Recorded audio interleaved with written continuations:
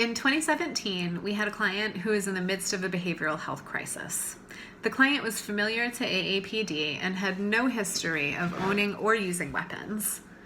The client became super escalated when emergency responders showed up in response to the crisis that was unfolding. This further exacerbated everything, including the client's response. The client began making threats, and rather quickly, the SWAT team was deployed.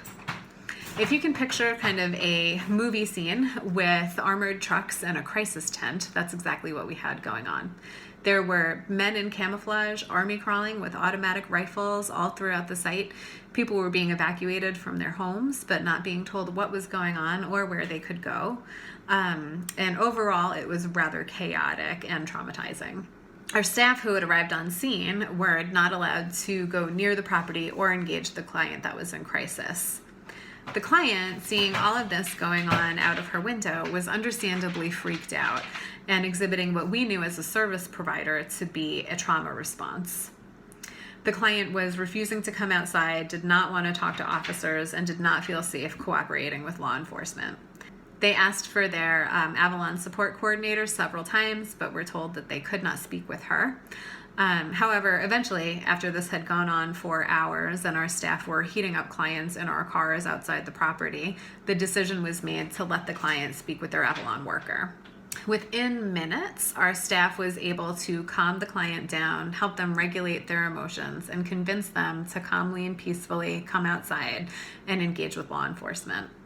So the incident was resolved rather peacefully and without any further escalation and without anyone being seriously injured. However, it was very traumatic for the client and the entire community. This militarization of an emergency response situation was shocking to all of us. Kids had been playing outside, family dinners were interrupted. Another resident came to take their garbage out and was told by armed guards that they had to go back inside their unit. So there was a lot of healing that needed to happen. We held several debriefs with both adults and children in the community and had AAPD come out and talk to us and explain what happened and the chain of events that led to SWAT being deployed that day. It took a very long time for people to feel safe in their community again. And this was not, because of the direct actions of their neighbor, but rather due to the overreaction of law enforcement during a moment when trauma-informed care and de-escalation skills were what was needed. Since then, we've worked to improve and increase our communication with the Ann Arbor Police Department. We were able to have some of our staff provide trauma-informed care training to officers during their annual refresher trainings, and we began those bi-weekly meetings that I had mentioned earlier.